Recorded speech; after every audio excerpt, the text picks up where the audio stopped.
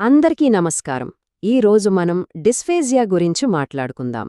ఈ పేరు చాలామందికి కొత్తగా అనిపించొచ్చు, కానీ ఈ సమస్య మాత్రం చాలామందికి తెలిసిందే. ఇది కేవలం వయసు పైబడిన వాళ్లకే కాదు, ఎవ్వరికైనా రావచ్చు. మనలో చాలామందికి ఇలా ఎప్పుడో ఒకప్పుడు జరిగి ఉంటుంది కదా. అన్నం పొరపోయిందని అంటాం. అప్పుడప్పుడైతే పర్లేదు, కానీ ఇదే పదే పదే జరుగుతోందంటే మాత్రం దాన్ని మనం కొంచెం సీరియస్గా తీసుకోవాలి. అది ఒక వైద్యపరమైన సమస్యకు సంకేతం కావచ్చు. సరే, అసలు డిస్ఫేజియా అంటే ఏంటి? సింపుల్గా చెప్పాలంటే మ్రింగడంలో ఇబ్బంది. మనం తినే ఫుడ్ కానీ తాగే నీళ్లు కానీ నోటినుంచి కడుపులోకి స్మూత్గా వెళ్లకపోవడాన్నే మెడికల్ టర్మ్స్లో ఇలా అంటారు. ఏదో చిన్న ఇబ్బందే కదా అని తేలిక తీసుకోలేం, ఎందుకంటే ఇది సీరియస్ హెల్త్ ప్రాబ్లమ్స్కి దారితీయచ్చు. ఓకే, ఈరోజు మనం ఏమేం తెలుసుకోబోతున్నామో ఒకసారి చూద్దాం. ముందుగా అసలు మ్రింగడంలో సమస్యలేంటి, ఎందుకొస్తాయి? తర్వాత దీని కారణాన్ని డాక్టర్లు ఎలా కనుక్కుంటారు? మరి దీనికి సొల్యూషన్స్ ఏంటి? చివరిగా మనం గుర్తుంచుకోవాల్సిన ముఖ్యమైన విషయమేంటి? వీటన్నిటి గురించి మాట్లాడుకుందాం. సరే, మరి మొదటి విభాగానికి వచ్చేద్దాం. అసలు డిస్ఫేజియా లక్షణాలు ఎలా ఉంటాయి, ఇది ఎంత కామన్ ప్రాబ్లమో ఒకసారి చూద్దాం. ఇప్పుడు ఇక్కడ కనిపిస్తున్నవి కొన్ని కామన్ సిమ్టమ్స్ అన్నమాట. తింటున్నప్పుడు దగ్గురావడం, గొంతులో ఏదో అడ్డుపడ్డట్టు అనిపించడం, కొంతమందైతే మాటిమాటికి గొంతు సవరించుకుంటూ ఉంటారు. మనం పొరపోయింది అంటామే, అదీ ఒక లక్షణమే. వీటివల్ల సరిగ్గా తినలేక బరువు కూడా తగ్గిపోవచ్చు. సో ఇలాంటివి కనిపిస్తే అస్సలు ఇగ్నోర్ చేయకూడదు. ఈ నంబర్రు చూడండి, 40%. 60 ఏళ్లు దాటిన వాళ్లల్లో దాదాపు 40% మందికి ఈ ఇబ్బంది ఉంటుందని ఒక అంచనా. అంటే వయసు పెరిగే కొద్దీ ఈ రిస్క్ కూడా పెరుగుతుందన్నమాట. ఇది ఎంత సాధారణమైన సమస్యో దీన్ని బట్టి అర్థం చేసుకోవచ్చు. మంచిది, ఇప్పుడు రెండో విభాగానికి వెళ్దాం. అసలు మ్రింగడంలో ఈ సమస్యలు ఎందుకొస్తాయి, దీని వెనుక కారణాలేంటో చూద్దాం. డిస్ఫేజియాని స్థూలంగా 2 రకాలుగా చూడొచ్చు. ఒకటి ఓరోఫారెంజియల్ డిస్ఫేజియా, అంటే ప్రాబ్లం నోట్లోగాని గొంతు పైభాగంలో గాని ఉంటుంది. అంటే మ్రింగడం స్టార్ట్ చేయడమే కష్టమవుతుందన్నమాట. ఇక రెండోది ఈసోఫేజియల్ డిస్ఫేజియా. ఇక్కడేంటంటే ఆహారం గొంతు దాటిన తర్వాత మన అన్నవాహికలో, అంటే ఫుడ్ పైప్లో ఇరుక్కుపోయిన ఫీలింగ్ వస్తుంది. మరి దీనికి కారణాలేంటంటారా? చాలా ఉన్నాయి. వాటిని మనం 2 గ్రూపులుగా విడగొట్టుకోవచ్చు. ఒకటి మెకానికల్ ప్రాబ్లమ్స్, అంటే గడ్డలు, ట్యూమర్లు లేదా అన్నవాహిక సన్నబడటం లాంటివి. ఇవి ఆహారం వెళ్లే దారిని అడ్డుకుంటాయి. రెండోది న్యూరోమస్క్యులర్ ఇష్యూస్, అంటే నరాలు, కండరాలకు సంబంధించినవి. స్ట్రోక్, పార్కిన్సన్స్ లాంటి జబ్బుల వల్ల మ్రింగడానికి హెల్ప్ చేసే మజిల్స్ సరిగ్గా పనిచేయకపోవడం అన్నమాట.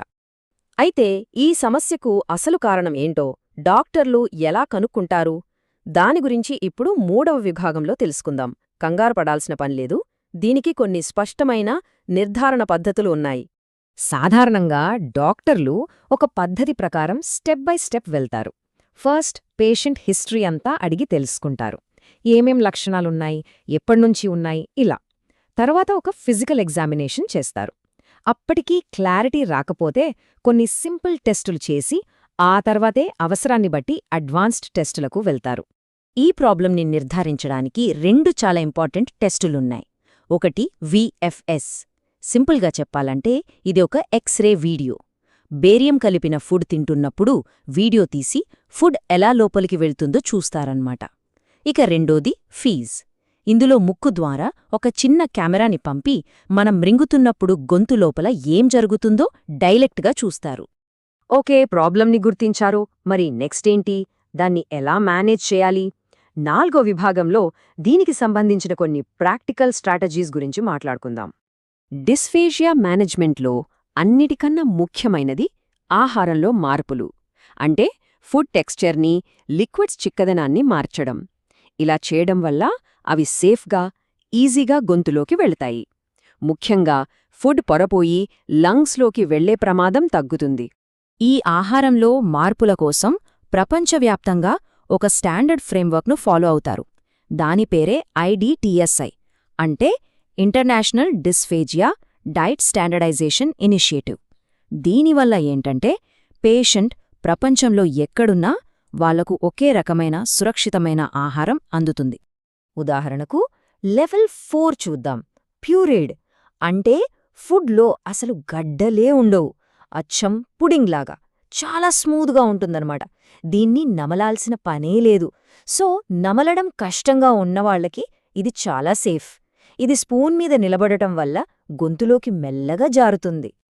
తరువాత లెవెల్ 5 మిన్స్డ్ అండ్ మాయిస్ట్. ఇక్కడ ఫుడ్ మెత్తగా, తేమగా, చిన్న చిన్న ముక్కలుగా ఉంటుంది. ఈ ముక్కల్ని నాలుకతోనే ఈజీగా నలిపేయొచ్చు. ప్యూరిడ్ అంత అవసరం లేదు, కానీ నార్మల్ ఫుడ్ తినలేని వాళ్లకి ఇది పర్ఫెక్ట్. ఇక level 6 soft and bite sized. ఇది చూడ్డానికి దాదాపు నార్మల్ ఫుడ్లానే ఉంటుంది, కానీ ముక్కలు చాలా సాఫ్ట్గా, ఫోక్తో ఈజీగా కట్ అయ్యేలా ఉంటాయి. దీనికి కొంచెం నమలడం అవసరం కాబట్టి మృంగే కండరాలకు మళ్లీ ట్రైనింగ్ ఇవ్వడానికి ఇది హెల్ప్ చేస్తుంది. ఆహారంలో మార్పులే కాదు, వేరే ట్రీట్మెంట్స్ కూడా ఉన్నాయి. స్పీచ్ థెరపిస్టులు మృంగే కండరాల్ని బలంగా చేయడానికి కొన్ని ఎక్సర్సైజులు నేర్పిస్తారు. అలాగే చింటక్ లాంటి కొన్ని టెక్నిక్స్, అంటే గడ్డాన్ని ఛాతీ కానించి మృంగడం లాంటివి కూడా హెల్ప్ చేస్తాయి. కొన్నిసార్లు సమస్యను బట్టి మందులు లేదా సర్జరీ కూడా అవసరం పడొచ్చు. సరే, మనం చివరి విభాగానికి వచ్చేశాం. ఇప్పటి వరకు మనం చర్చించుకున్న విషయాల్లోంచి మనం గుర్తుపెట్టుకోవాల్సిన మెయిన్ పాయింట్స్ ఏంటో ఒక్కసారి చూద్దాం. ఇక్కడ మౌంట్ సినాయ్ డాక్టర్ డయానా కిర్కే చెప్పిన మాటలు చాలా ముఖ్యం. మృంగడంలో ఎలాంటి ఇబ్బంది ఉన్నా దాన్ని అంచనా వేయాలి. ఒకవేళ తినడం, తాగడం మీ వల్ల కాకపోతే వెంటనే డాక్టర్ని కలవాలి. సో దీన్ని లైట్ తీసుకోవద్దని చాలా క్లియర్గా చెప్తున్నారు. సో ఫైనల్గా మనం తెలుసుకోవాల్సింది ఏంటంటే, డిస్ఫేజియా అనేది కొంచెం సంక్లిష్టమైన సమస్య అయినా దాన్ని ఖచ్చితంగా మేనేజ్ చెయ్యొచ్చు. దాని గురించి సరిగ్గా అర్థం చేసుకోవడమే మెరుగైన జీవన నాణ్యత వైపు మనం వేసే మొదటి అడుగు. చివరగా ఒక్కసారి ఆలోచించండి. మనం చాలా సింపుల్ అనుకునే మృంగడం అనే పనికి మన శరీరంలో పదుల సంఖ్యలో కండరాలు, నరాలు అన్నీ ఒకేసారి పర్ఫెక్ట్గా కోఆర్డినేట్ అవ్వాలి. మన శరీరం ఎంత అద్భుతమైనదో, ఎంత సంక్లిష్టంగా డిజైన్ చేయబడిందో చెప్పడానికి ఇంతకంటే మంచి ఉదాహరణ ఉంటుందా?